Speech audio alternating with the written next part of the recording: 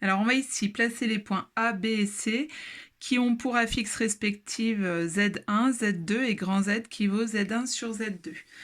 Alors pour placer un point dans le plan complexe, on regarde déjà son écriture algébrique parce que c'est la manière la plus simple de placer un point. Alors ici, les écritures algébriques, c'est racine de 2 plus i racine de 6 sur a. Celle-là, elle ne permet pas de placer le point A puisqu'on ne connaît pas les valeurs exactes de racine de 2 et racine de 6. Pour B, l'écriture algébrique, c'est 2 moins 2i. Donc 2 moins 2i, c'est le point de coordonnées 2 moins 2. Ça nous permet de placer directement le point B, je l'ai fait, celui-là il était facile. Et puis pour le point C, ça donne racine de 2 moins racine de 6 sur 4 plus i racine de 2 plus racine de 6 sur 4. Cette écriture algébrique, à nouveau, ne nous permet pas de placer le point C. Donc à l'aide de l'écriture algébrique, il n'y a que le point B que je peux placer. Donc ensuite, je vais utiliser les autres informations que j'ai. Alors le point A, on sait que son module, c'est 2 racines de 2 par l'écriture exponentielle qu'on a obtenue.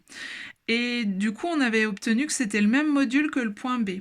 Dire que c'est le même module que le point B, ça veut dire qu'on a OA qui doit être égal à OB, parce que les modules sont égaux. Donc là, on a le point O, en fait, ça veut dire qu'ils sont sur le même cercle. Donc je vais tracer le cercle de centre O et passant par B, parce qu'on sait que c'est le cercle de rayon, du coup, 2 racines de 2. Et sur ce cercle, on sait qu'on va avoir le point A.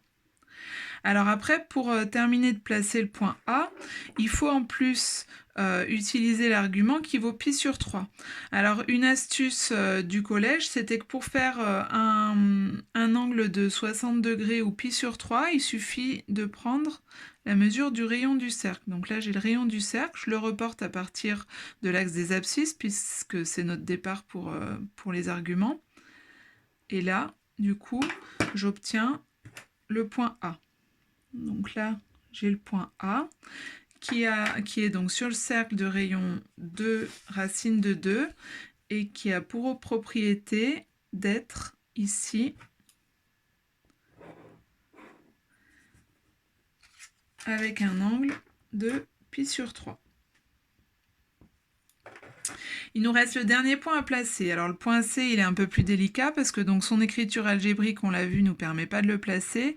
Et son écriture exponentielle, telle qu'elle, c'est pas si évident. On a deux informations, le module qui vaut 1, l'argument qui vaut 1 argument qui vaut 7 pi sur 12.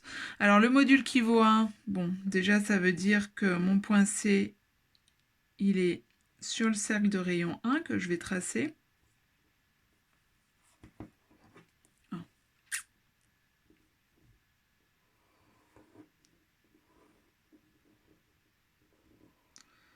Donc mon point C est sur ce cercle. Maintenant, en plus d'être sur ce cercle, il faut que je fasse un angle de 7 pi sur 12. Or, un angle de 7 pi sur 12, je ne sais pas le tracer de manière exacte. Donc, je vais revenir au début de ce qu'on a fait dans l'exercice. En fait, pour obtenir ce 7 pi sur 12, on avait utilisé le fait que argument de grand Z, c'est argument de Z1 moins argument de Z2. En fait, on ne l'a pas fait comme ça, on a utilisé les écritures exponentielles. On avait EI pi sur 3 sur E moins I pi sur 4. Ça faisait exponentielle I pi sur 3 moins pi sur 4. Mais ça voulait exactement dire que si je veux calculer un argument de grand Z, on fait argument de Z1 moins argument de Z2 en utilisant cette fois les propriétés sur les arguments. Du coup, argument de Z1, c'est pi sur 3, moins argument de Z2, moins pi sur 4. Donc finalement, c'est pi sur 3 plus pi sur 4. Alors toujours à 2 pi près. Mais pi sur 3 plus pi sur 4, c'est comme ça qu'on avait obtenu le 7 pi sur 12. Mais nous, ce qui nous intéresse, c'est cette décomposition-là. Parce que pi sur 3 et pi sur 4, eux, on sait les tracer. Pi sur 3, on l'a déjà. Là, on est sur le cercle unité. Pi sur 3, on se retrouve là. Et il reste à ajouter pi sur 4. Mais pi sur 4, en fait, je l'ai déjà placé. En fait, j'ai pas pi sur 4, mais j'ai moins pi sur 4. Parce que là, avec notre point B, son argument, c'était moins pi sur 4. Donc ça veut dire que pi sur 4, si on veut le reporter sur le cercle unité, il faut prendre la mesure qui est ici. Et la mesure qui est ici, je vais la reporter après pi sur 3, pour bien faire pi sur 3 plus pi sur 4. Donc de cette manière, j'ai créé ici un angle de pi sur 4, c'est-à-dire que j'ai un angle total ici de 7 pi sur 12.